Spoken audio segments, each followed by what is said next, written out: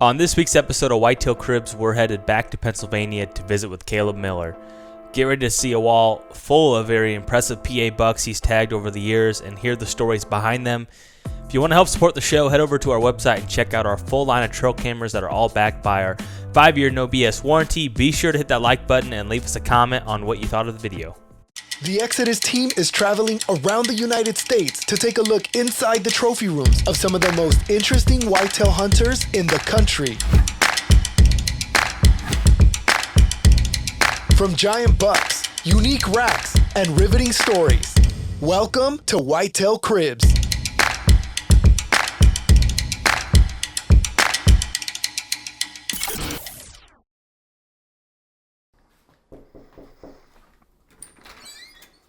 Come on in. Kalobe Miller, check it out.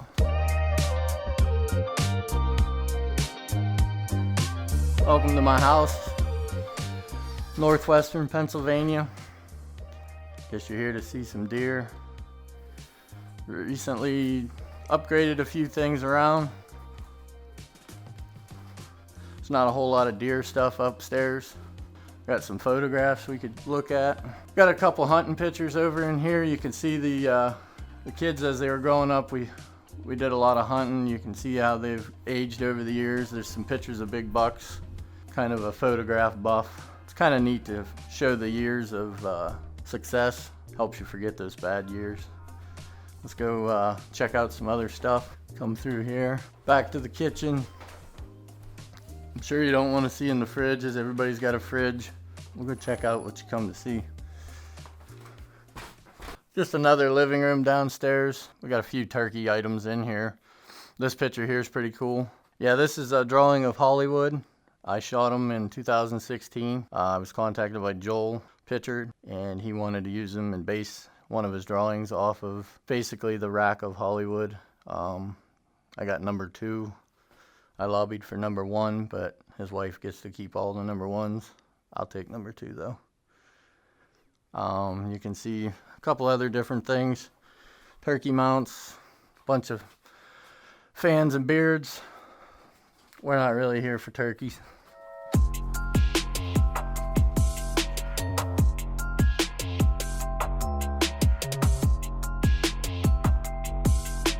Welcome to my office.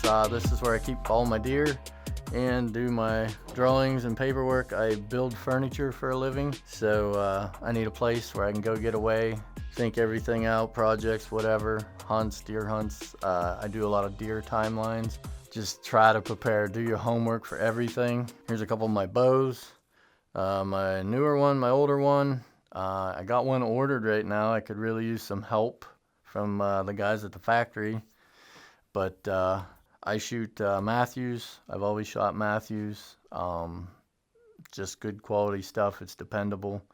I've never had an issue with anything. I shoot Rage broadheads. I shot Spitfires for a long time. I've switched over. I want your arrow hits one side of the deer first. So I start with, I want the biggest hole on the first hit that I can get. I don't really want a broadhead that I have to wait for the backside to have a hole. You don't always get a backside. In 2015, I lost a really good deer because I didn't get a backside hole. I think I hit a rib. It shoved the arrow up in the back of the shoulder. And so I've switched to a first hit hole. There's many good broadheads out there, but I shoot Rage. I shoot Apex Gear sights. I really like those. I switched to those a few years ago. I shoot Precision Peep. That's kind of a new peep most people don't know about, they haven't heard about. There's a little post in there. You line it up with your sight pins. It works really good for me. I wear an awful lot of Hardy face paint. I kind of get razzed for it, but I like my war paint. I started bow hunting probably somewhere around 2000, maybe 2003, somewhere in there. Back that far, kind of things get a little blurry. The first buck I shot, I set out, I just wanted to shoot one buck. I wanted to shoot one wall hanger, kind of one to hang over the fireplace. And I went quite a few years learning, hunting with the kids. And in 2007, I shot this buck, Enter. I knew about the deer. We just kind of couldn't get on the same schedule. And I caught up with him right towards the end of the season, probably the 5th week, right maybe when the rut just started getting going. Typically, I don't shoot deer in the rut. I don't usually get a lot of time to hunt in the rut. I usually don't have a tag, so I consider him a rut deer. Mainframe 8, couple stickers. He's got an extra eye guard in here, a little eye candy. I did get some trail camera pictures of him early, but like I said, our schedules, he must have changed food sources or something, and we just never really met up. I used to know what date I shot him, but I should know, and I have it wrote down on a calendar. But 2010 would have been the next buck, Windy, Mainframe 10. Pretty cool sticker off his G2 over here. He's got a little fur stuck in a split horn over here. He was seen fighting the night before. Some guys were out spotting. They told me and they saw him. But I shot that deer off the ground. No ground blind, no nothing. I was just hunting up against an oak tree, kind of old school method. And I shot him at like 25 yards. Pretty cool hunt. He's got all these tips of his antlers chipped off from sparring and fighting. He's got a couple rips in his ear, little war wounds, some scars on his nose over in here. He was just coming in and he actually stopped to get a drink out of a skidder rut. Had some nasty green water in it that he just had to have. And I shot him just as he was leaving that. 2011, I shot a really good deer and ended up being a bad shot. Kind of just bad timing. And I shot him as a rebound buck. I named him Rebound because of it. Pretty cool deer. He's got some extra growth down here and some extra points and stuff. I think that was probably the 2nd week of the season.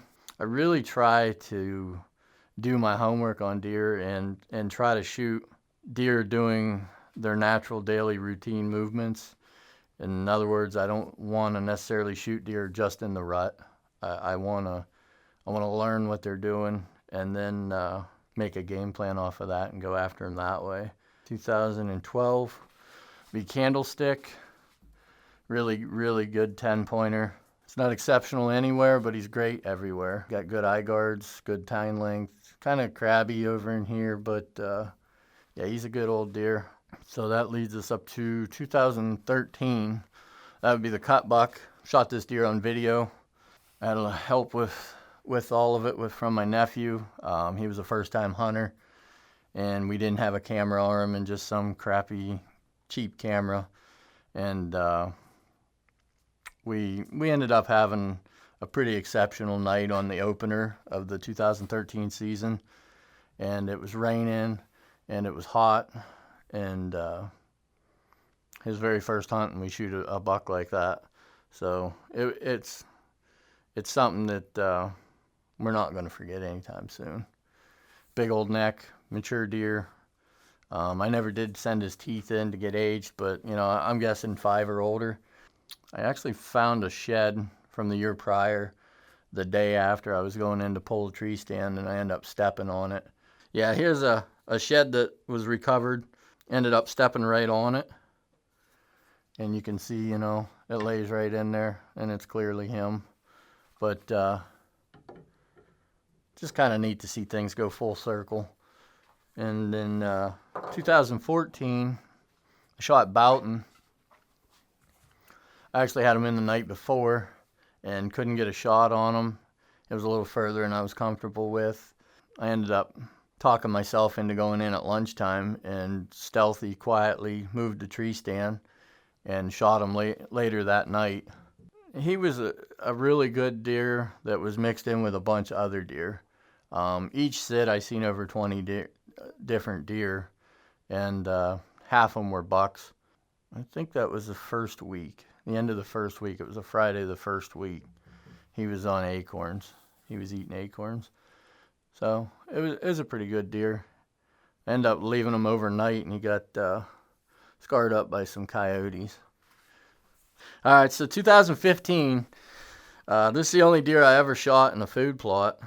I have a little food plot project that I've been doing for the last 20 years, And 15 was a really tough year in our area. This is the only buck I've ever shot in a food plot.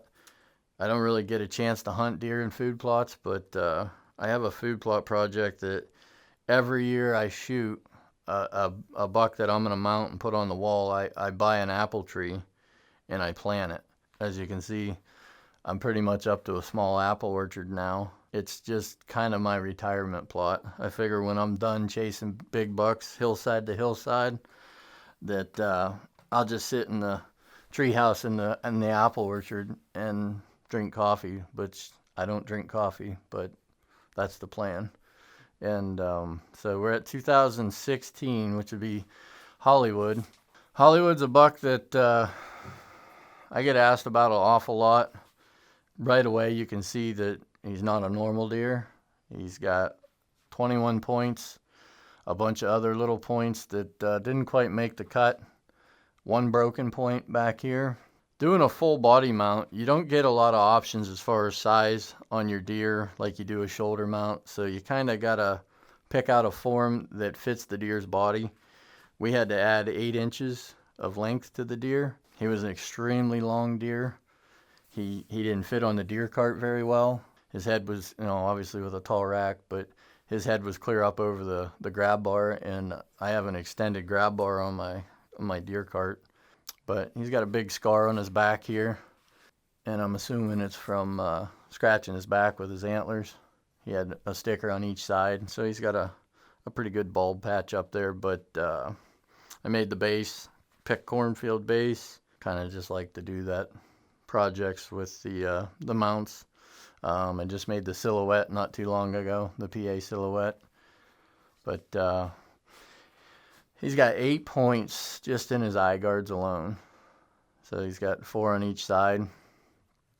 And then his G3s, His G3s had stickers on each side, real deep fork stickers. He scored mid-80s, and I've had him scored in the lower 90s. Score doesn't really mean a whole lot to me anymore. It's fun to see where they end up, but other than that, it's really just a number. I shot Hollywood October 26th, so I was lucky enough to catch up with him just before the rut. I knew if I didn't, obviously it was going to be very difficult, and it would just be a matter of luck to get in front of him. He come in on a Friday night. He had a little buck with him in front of him, and they were just eating some acorns. I had just hung that stand that day. The little deer came through and passed me, and he come out, and he got probably 10 yards in front of the shooting lane, and he started to work his way away from me. He was probably at 20 yards, and then he was working off. He was like 30, 40 yards going dead away from me. I knew I was going to have to call to him, so I went ahead and called to him, stopped him, and he turned and he come in to pretty much to the base of the tree. There was some pine trees there that weren't really thick or nothing. You could see through them. And I had cleared a shooting lane. And he come right up to the shooting lane and put his nose to the ground. There was some branches there that I had left in the middle of the shooting lane, or whatever. They weren't in the way, so I was going to shoot over him. But he stuck his nose down on the branches. So I'm sitting in the tree, and all I can see is this rack come out from behind this big oak tree. And it's just got points going everywhere. He did that like 3 times, and it was like the ultimate test of keeping your wits kind of thing.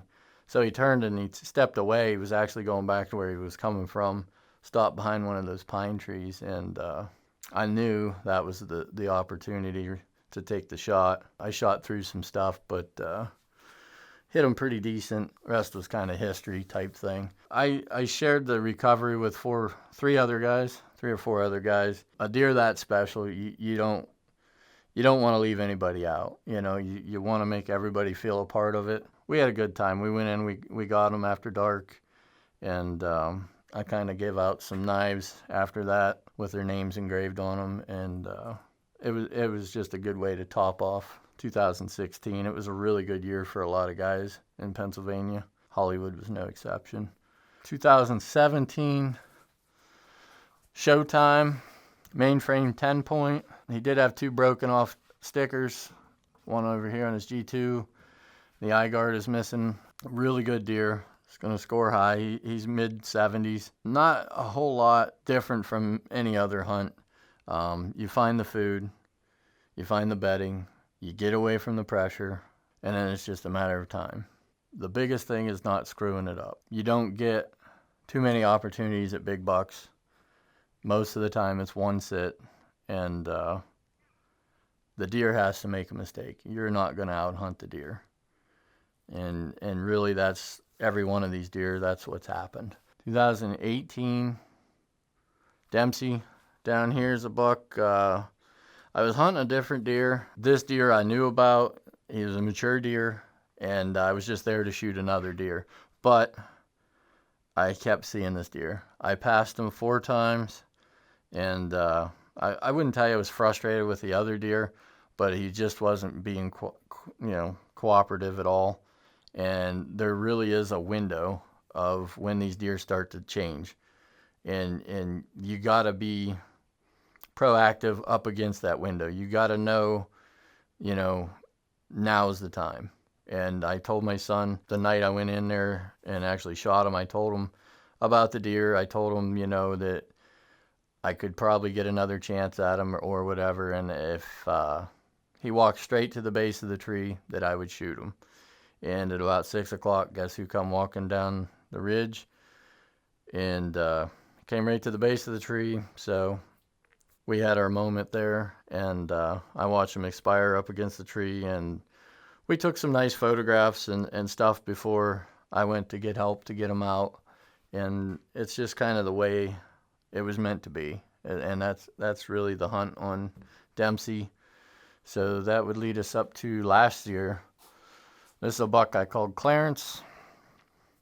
I'm not really sure the age of him. I know he's older than 4. He's actually the only deer that I've ever sent the teeth in to get aged. I haven't heard back yet. Pretty cool deer, mainframe 9-point. I actually shot him on October 5th, just like I did the cut buck.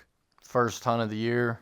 Hunted about 2-3 hours. I think I saw 13 does, 7 bucks, and he come out. He cleared the oak tree. There was some acorns falling. Turned and walked right to me, and I actually boogered up the shot. I missed him at about 6 yards, 7 yards. He turned, spun around the tree. I retrieved another arrow, knocked it. He started walking off. I shot him at 40 plus yards. Not really the way you draw it up, but again, usually you get one chance, and you got to make it count. And there's nothing wrong with a second arrow. Get as many of them as you can. Pretty good deer. He's wide, he's tall. The G2 back here is a little bit of an acorn on it. I don't have many acorns. I have quite a few stickered bucks, but not really any acorn deer. So I got another one, I guess, right here. So that's pretty cool. That's my deer. That's my setup. You see my bows, you see all my gadgets, and a few of my secrets. P.S. 4 of these bucks in here are PA public land deer. I'll leave it to you guys to figure that out. And it's about 9 o'clock, so it sounds like it's time for you guys to get up on out of here. Thank you for coming, and good luck this year.